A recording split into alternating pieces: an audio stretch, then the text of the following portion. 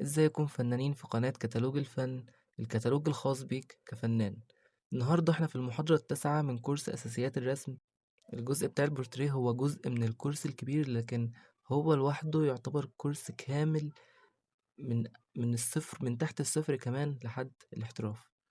في المحاضرة اللي فاتت احنا بدأنا في أساس بس النظرية، خدنا النسب، الخطوات اللي بنعملها ايه. وفي المحاضرة دي احنا هنكمل بالزوايا بتاعة التكنيك ده أو الطريقة دي. وزي ما انتوا شايفين احنا قدامنا 15 زاوية هنبدأ فيهم. الموضوع مش صعب، مش كبير. هتشوفوا دلوقتي الخطوات اللي هنعملها كلها حاجات بتتكرر، ونفس الخطوات اللي خدناها المحاضرة اللي فاتت، ونفس يعني نفس الطريقة اللي هناخدها في أول خطوة أو في أول زاوية، هي ال15. فكملوا الفيديو للآخر وطبقوا الكلام ده، لازم ايديكوا تمشي في الموضوع. مش هطول عليكم، يلا بينا نبدأ. طيب أنا هنا مقسمهم 3 صفوف و5 أعمدة، تمام. ليه؟ احنا هناخد دلوقتي 3 زوايا أساسية، وكل زاوية فيهم بقى ليها 5 زوايا. هنا المفروض إن هي لتحت، تمام، وهنا لفوق، وهنا ولا تحت ولا فوق، هو في الوش كده قدامك، تمام. خلونا هو نبدأ في أول صف، تمام. مبدئيا احنا أول زاوية هناخدها أو فخلونا نبدأ في أول صف. ده كده قدامي، يعني ده هو وشه في وشي، تمام. أيا كان هو باصص فين، يعني هنا احنا الزاوية بتاعتنا هيكون باصص شمال أو باصص هنا يمين، تمام. هنا باصص شمال. طيب ايه الخطوات اللي أنا هعملها هنا؟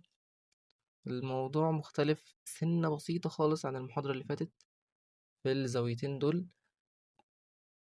هنا أنا هعمل دايرة صغيرة جوه الدايرة الكبيرة، تمام. ليه؟ لأن ده كده أنا شايفه في وشي، هنا ده الجزء المسطح اللي في وشي أهو. فأنا هعمل دايرة صغيرة كده أهو، تمام كده. دي الدايرة اللي احنا عملناها. طيب أنا المفروض بقى بحدد زاوية النظر، يعني نفس الخطوات اللي كنا بنعملها. كنا بنعمل الدايرة الكبيرة جواها دايرة صغيرة هنا، وحدد زاوية النظر بتاعتي. طيب هو هنا عشان بالجنب فهو باصص هنا، خلاص ادي زاوية النظر بتاعتي هتبقى هنا كده. هعمل خط كده، خط كده، وخط كده على اول الدايرة ونصها. ده كده قد ايه؟ سنتي ونص اهو. نفس الشيء هنا سنتي ونص، فهعمل هنا برضو سنتي ونص، تمام. وبرضو هعمل بقى ايه الخط ده كده، تمام. هاجي من الخط التاني ده، هنزل كده بخط عمودي، تمام.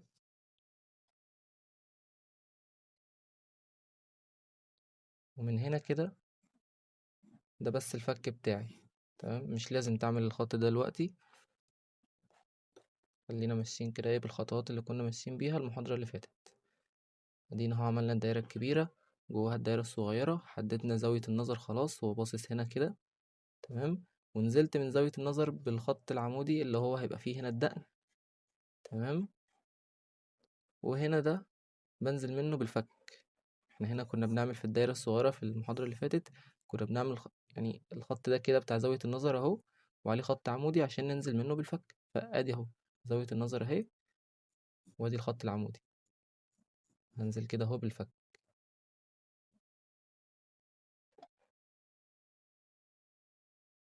تمام. بس ادي شكل الراس بتاعتي.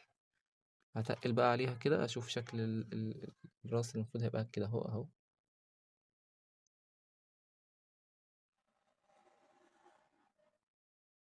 من هنا كده بقى هنزل بايه؟ بالرقبة،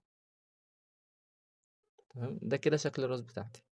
وعندي برضو اول خط هنا ده العين، ومكمل لحد هنا بالمناخير. وهنا عندي البق، والودن برضو بنرسمها في الجزء ده.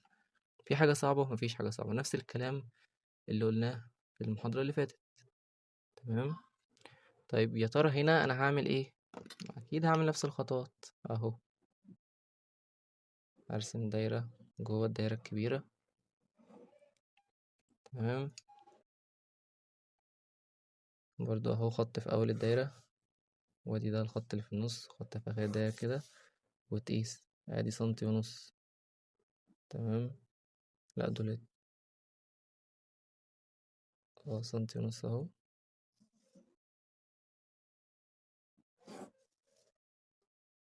تمام. ماشي، هو سنتي ونص وحتة كده مش هتفرق. وادي الخط اهو. طيب بعمل ايه بعد كده؟ خلاص انا الدايرة الكبيرة اهي والدايرة الصغيرة حددت النسبة. خلاص احدد زاوية النظر. اهو هو اصلا زاوية النظر عشان هو باصص كده اهو قدامي، فادي عينه هي ما فيهاش بقى ولا كده ولا كده. ادي زاوية النظر بتاعته اهي. هنزل منها بخط عمودي اهو، اللي هو هيبقى ايه، الدقن بتاعته كده هنا. تمام. بس وادي الدايرة بتاعتنا اهي برضو، هنزل منها بالفك. وادي شكل الراس بتاعتنا. بس كده. ادي اول زاويتين.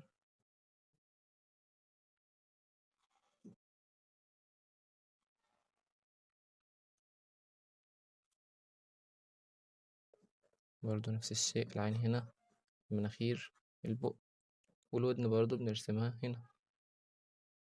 والشعر بقى ايا كان تفاصيل الشعر، راجل ولا ست، حسب بقى.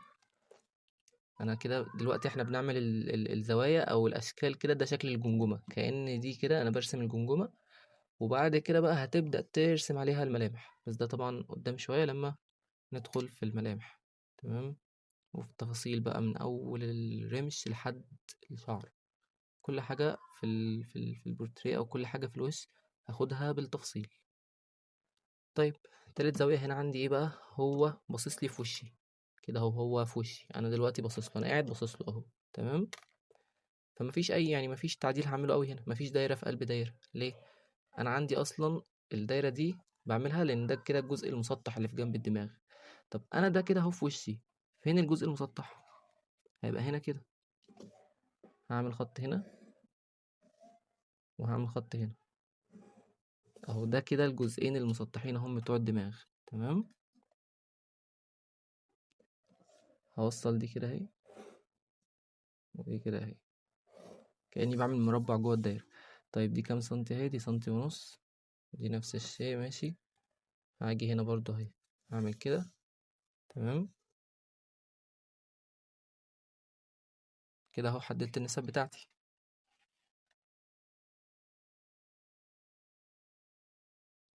من هنا بقى هبدأ ارسم ايه، الفك.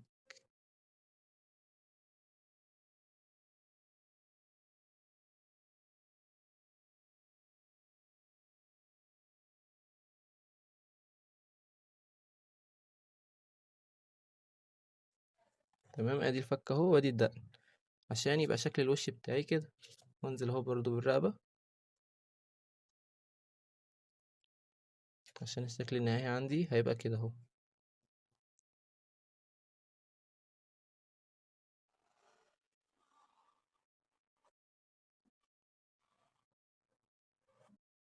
تمام. ده كده احنا قلنا كأننا بايه، بنرسم الجمجمة اللي احنا هنرسم عليها بعد كده. برضو نفس الشيء، العين هنا عندي في أول خط، المناخير مكملة هنا اهي. تمام، واخدة الجزء ده. وعندي هنا البق اهو، دي الدقن، وهرسم بقى عادي الودان هنا بره هنا اهي. وعندي بقى الشعر والتفاصيل وكل حاجة زي الفل. تمام. طبعا بعد ما بخلص بقى بمسح ايه، بمسح الزوايد اللي انا برسمها كده جوه. كل اللي احنا عملناه جوه ده بنشيله عشان يتبقى لنا كده الشكل النهائي اللي هو بيكون ده كده. تمام.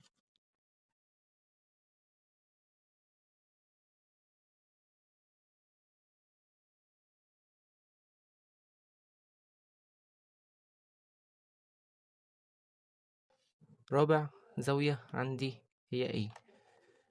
هو هيكون وشه في وشي على طول، مش باصص فوق ولا باصص تحت، بس هو باصص بزاوية كده. يعني اهو هو كده باصص لي. تمام. لا انا عايزه بقى يبص كده شوية، عايزه يكون باصص كده. تمام. طيب هعمل ايه؟ انا عندي اهو الدايرة الكبيرة، هرسم جواها الدايرة الصغيرة اهي.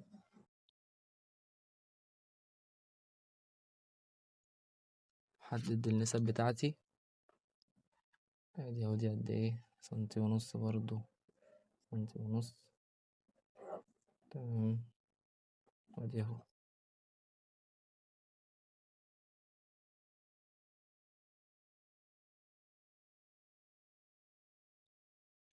طيب بعد كده هعمل ايه؟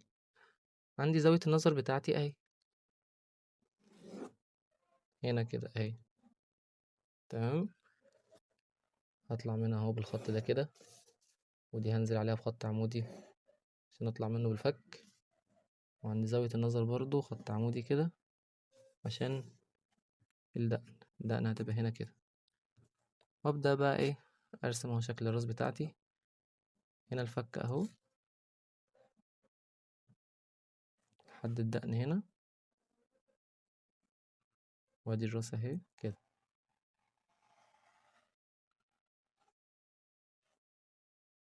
كده هو واحد اهو باصص كده يعني اهو، باصص كده. تمام. مش باصص بالجنب كده زي ده اهو، لا هو باصص كده اهو كده. في حاجة صعبة؟ مفيش حاجة صعبة. برضو العين هتبقى على أول خط هنا، والمناخير هنا لحد الخط ده، والبق هنا، وبس كده. عشان كده قلت لكم المحاضرة اللي فاتت مهمة، هتتعلم منها النسب. والمحاضرة اللي قبلها برضو، أول محاضرتين دول تمام، هتتعلم منهم النسب اللي مكملة معانا مكملة معانا لآخر العمر أصلا. ما هي خلاص هي نسب وأساسيات، هتفضل مكملة معاك. تمام.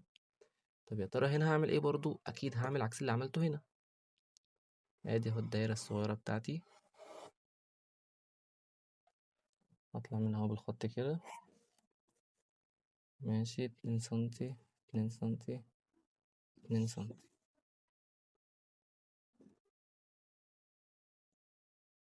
تمام، نفس اللي عملته هنا برضو. هنزل على الدايرة هنا بخط عمودي عشان ده اللي هطلع منه بالفك. زاوية النظر عندي اهي، هنزل منها بخط عمودي برضو لحد الخط الأخير ده عشان الدقن هتبقى هنا كده اهي، وبس. ادي بقى الوش اهو كده، وهتبقى شكل الجمجمة عندي اهي، أو شكل الراس يعني.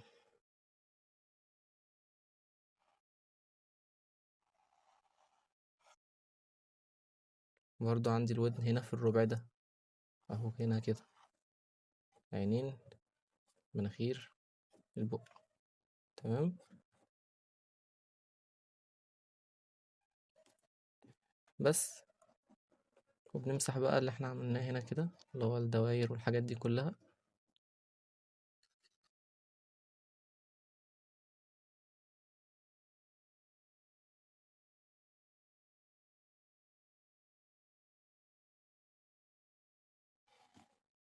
بس فده بقى عندي اهو كده، هو باصص اهو كده. تمام. هو باصص للكاميرا يعتبر، بس مش زي ده باصص كده، لا هو باصص بزاوية. تمام. كده اهو باصص كده. ده برضو نفس الشيء كده اهو، هو باصص كده. فده كده اول صف. تمام. كلهم باصين لقدام، او كلهم مواجهين ليا انا. مش باصص فوق كده، مش باصص تحت كده، لا هو في وشي. تمام. بس ده باصص كده شوية، موارب كده شوية، ده موارب كده شوية، ده باصص لي في وشي، ده باصص كده اصلا يعني شمال خالص او يمين خالص. طيب كده اول جزء ده خلاص. طيب ننقل بقى لتاني صف، واللي هنبدأ فيه كده ايه بقى الشغل شوية. وهيبقى فيه عندنا بس حاجة مختلفة كده بسيطة يعني. طيب ده هنا انا هو المفروض ان الصف ده كله هيكون باصص لفوق. تمام. سواء ده او ده او ده او ده او ده، كلهم هيبقوا باصين لفوق. تمام. فاول حاجة برضو هعملها هنا ايه، هرسم دايرة صغيرة جوه الدايرة الكبيرة او كده.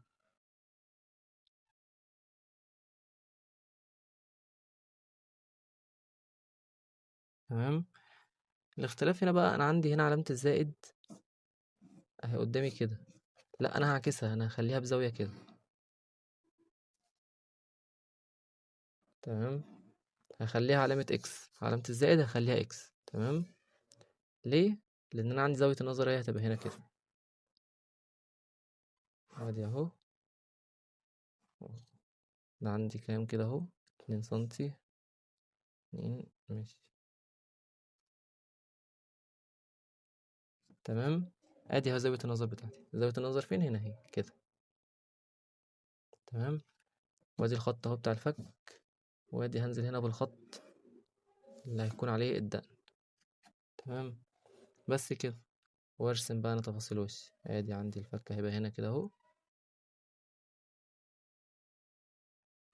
ادي شكل الراس، خلاص كده خلصت اهي.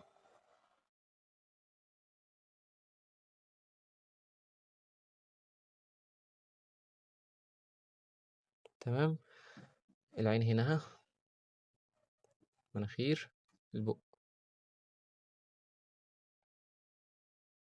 بقى نفس اللي عملته هنا، بس انا خليته باصص لفوق. تمام.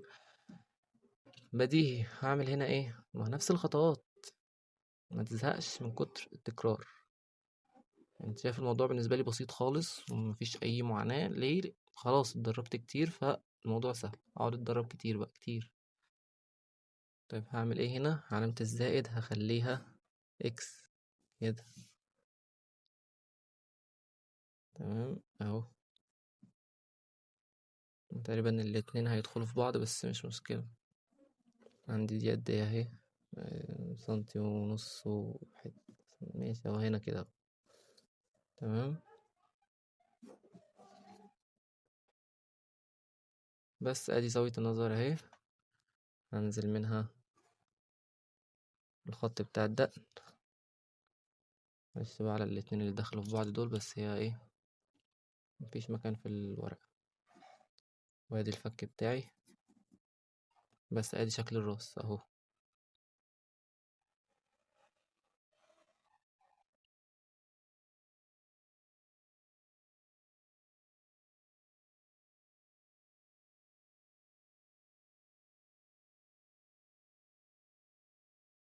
تمام. ده اهو كده باصص لده، وده اهو كده باصص لده، هما باصين فوق. تمام.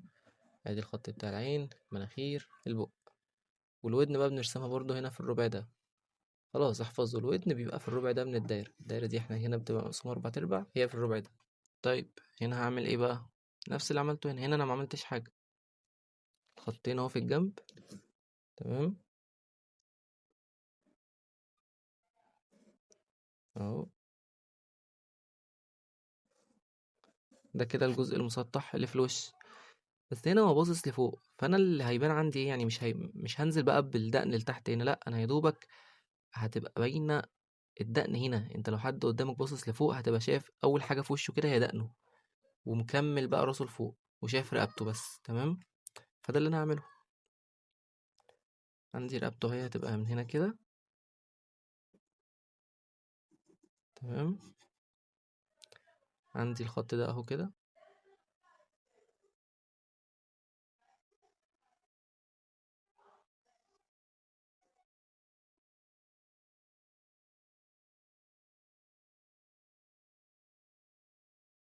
تمام.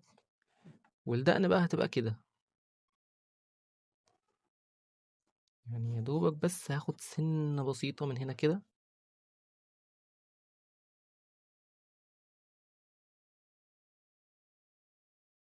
بس دي كده هتبقى الدقن بتاعتي. تمام. بس وعندي هنا بقى رقبته كده.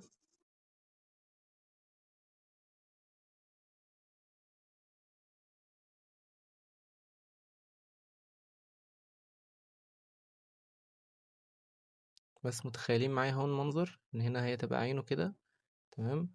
ومناخيره وبقه هنا. تمام. بس هو هنا باصص لفوق، هنبقى هنا بقى شايفين يا دوبك بس كده طرف شعره. تمام. ودانه عادي في مكانها. وبس كده. لما برضو ناخد الملامح هتعرف ازاي ترسم بقى المناخير كده من تحت لو هو باصص لفوق كده، والعينين وهكذا.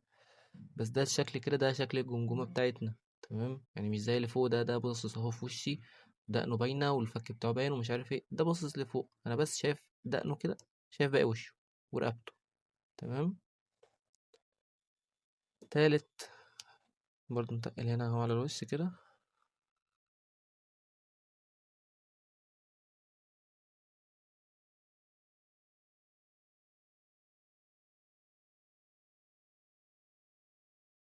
رابع زاوية هنا عندي هيكون باصص لفوق، بس يمين كده. هيكون يعني هو ده كده، هو باصص اهو في وشي. تمام. انا عايزه بقى يبص يمين شوية فوق كده. تمام.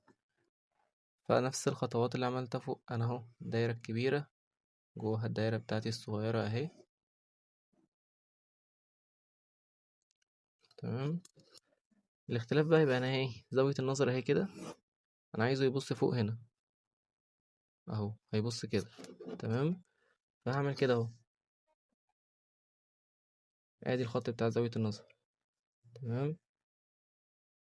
وادي الخط التاني، الخط التالت. دول قد ايه بقى كده اهو، 1.5 سنتي.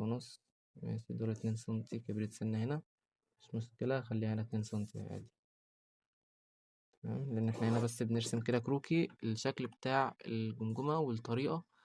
بعد كده بعمل ايه، هنزل على الخط ده بخط عمودي كده، اللي هو هيكون بتاع الفك، ومن هنا خط عمودي كده اللي هو بتاع الدقن. تمام. بس ارسم بقى الشكل بتاع وشك.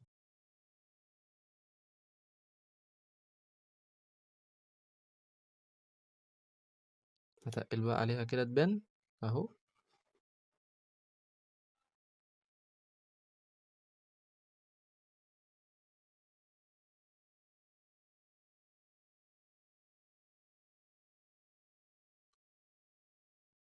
بص هو كده باصص فين اهو كده، يعني مش زي ده هنا بزاوية هو عادي، بس في وشي. ده بزاوية بس هو باصص لفوق، هو باصص لده كده. وده برضو مش زي ده بالجنب اهو قدامي، ده بزاوية كده بالظبط اهو، باصص كده. تمام. برضو عندي عادي العينين، تمام، المناخير، بق، نفس اللي قلناه. والودن برضو عندي في الربع ده. طيب هنا هعمل ايه، نفس اللي عملته هنا بس بالعكس. دايرة اهي. التكرار ده كله بيعلمك، يعني لو ما فهمتش هنا هتفهم هنا، ما فهمتش هنا هتفهم هنا، ما فهمتش هنا هتفهم، وهكذا. هما كلهم نفس الحاجة، نفس الأساس. الاختلاف بس الزوايا، بنلعب في الزوايا. يعني أنا دلوقتي ده عندي مثلا باصص كده أهو، يعني ما ينفعش أخليه باصص كده. طب كده، طب كده، طب كده، طب كده، طب ما هي أنت قاعد بس بتلعب في الزوايا. تمام. ده هو باصص كده، طب ما ينفعش أخليه باصص كده شوية. طب كده، طب كده. ما هل بقى هتقعد، يعني هل انا هنا مثلا في الورقة هرسم كل الزوايا؟ لا، انا برسم الزوايا الاساسية. انت بقعد اتمرن كتير، شغل ايدك كتير في الزوايا دي، واقعد العب فيهم براحتك. تمام. فادي عندي اهو هنا زاوية النظر، ادي الخط بتاعه، انا عايزه يبص اهو كده. تمام، هيبص هنا كده. وخلاص، ادي اول خط اهو، ادي تاني خط، وادي تالت خط. تمام.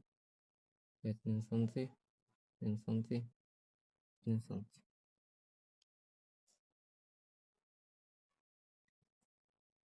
ادي الخط ده اهو، هنزل عليه بخط عمودي، وبتاع زاوية النظر برضو خط عمودي اهو. هيبقى هنا الدقن كده بس، وادي الوش. وتقل كده عشان توضح معانا الشكل.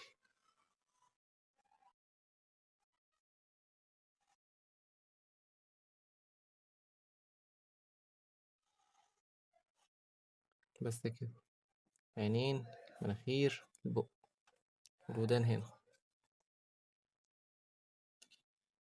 بس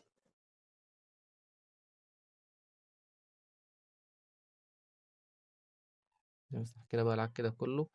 هنا كان عندي هنا النظر اهو هنا. تمام. بس هو باصص كده، وده باصص كده اهو، باصص للكاميرا. فادي الجزء ده كمان كده. خلاص. فانا كده اهو، كل دول اللي فوق قدامي، ما ولا فوق ولا تحت، في وشي كده. عندي هنا دول كلهم باصين لفوق، واحد باصص كده، واحد باصص كده، واحد رافع راسه بزاوية كده أو كده. تمام. هيتفضل لنا آخر صف. طيب، وآخر صف عندي هنا نفس اللي عملته هنا، نفس اللي عملته هنا هو اللي هعمله هنا، بس هنا هو باصص لتحت. تمام. فبرضه هرسم دايرة صغيرة جوه الدايرة الكبيرة. تمام اهي. هعمل ايه، هعمل برضه علامة زائد يعني علامة الزائد هعملها، خليها اكس.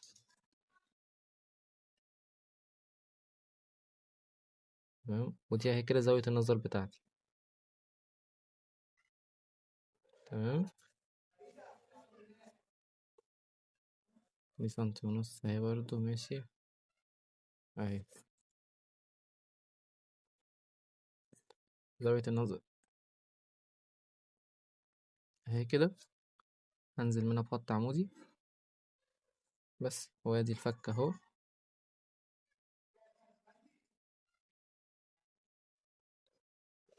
ادي شكل الوش.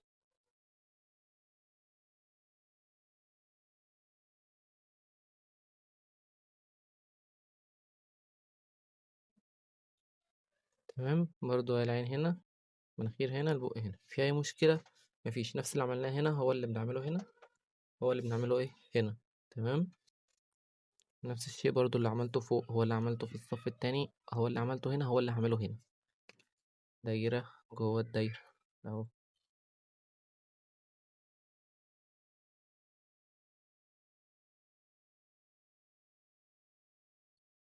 وهخلي علامة الزائد دي هخليها اكس كده.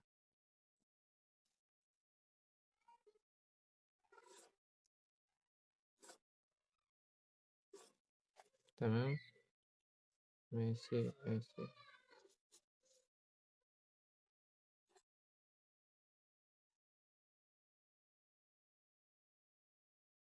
بس من هنا اهو خط عمودي كده.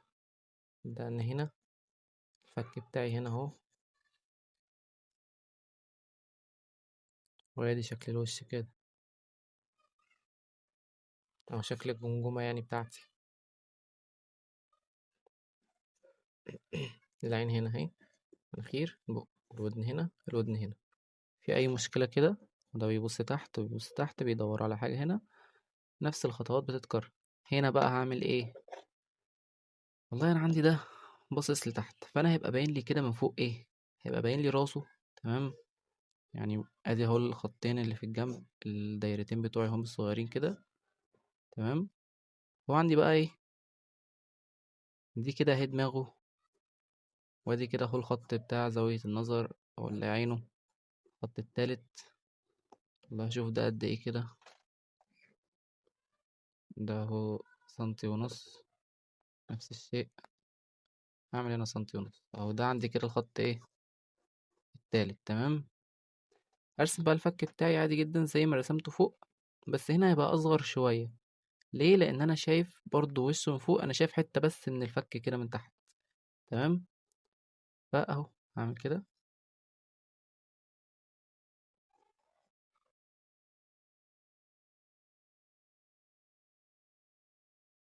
شايفين الدايرة اهي، وانا راسم الدقن تحتيها بس بسنة كده. تمام، عشان لما نتقل كده بقى على الوش هيطلع بالشكل ده.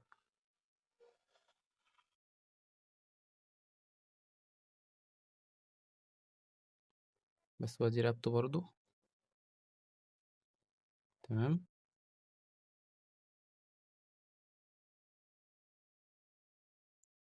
ادي هو كده، لو تخيلته معايا هو ايه شكله اهو، باصص لتحت كده. تمام. اهو كده. عندي اخر زاويتين، انا عايزه هو كده اهو باصص لي اهو في وشي. تمام كده، وباصص لتحت كده. بقى انا عايزه يبص لتحت بزاوية على اليمين. نفس الشيء، دايرة صغيرة جوه دايرة كبيرة اهو. تمام.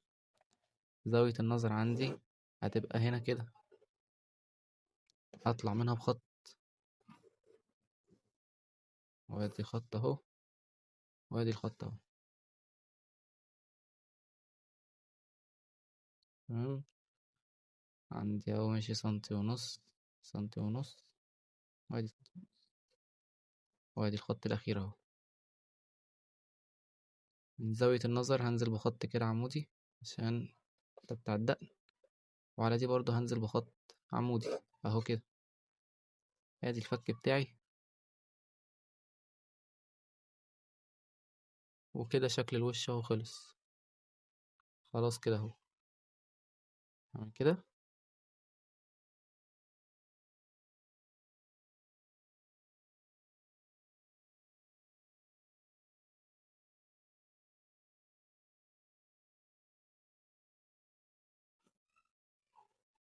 ده كده باصص لتحت، عينه هتبقى هنا برضو، مناخيره تمام، وبقه، ودنه هنا برضو. كده هي واضحة. وفي آخر زاوية أنا برضو هخليه يبص شبه ده، بس هخليه يبص كده كده، هو باصص لي لتحت بزاوية شمال. فأدي زاوية النظر عندي هتبقى هنا كده أهي، الدايرة الصغيرة بتاعتي. تمام. أدي أول خط أهو كده، تاني خط خلينا نعملوها بإيدينا بقى كده. تمام. عندي اهي خط كده عمودي بتاع الدقن، هنا برضو نفس الشيء بتاع الفك. ادي اهو الفك بتاعنا اهو، وادي الدقن اهي كده. تمام. بس ادي شكل الوش بتاعنا. اجي بقى اقفله كده اهو.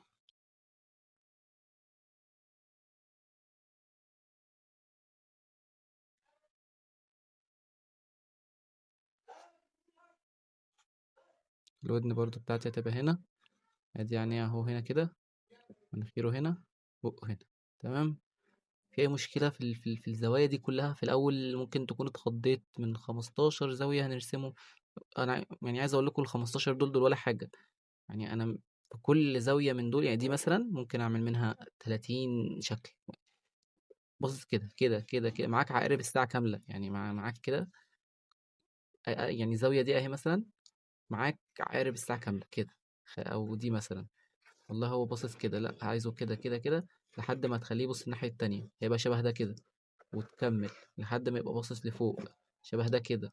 وهكذا هتلاقي يعني كأنك قدامك وش بني آدم، بني آدم بيحرك وشه يمين وشمال وفوق وتحت. فهي ده هي 360 درجة كده، أو 180، يعني تخليه كده كده فوق تحت.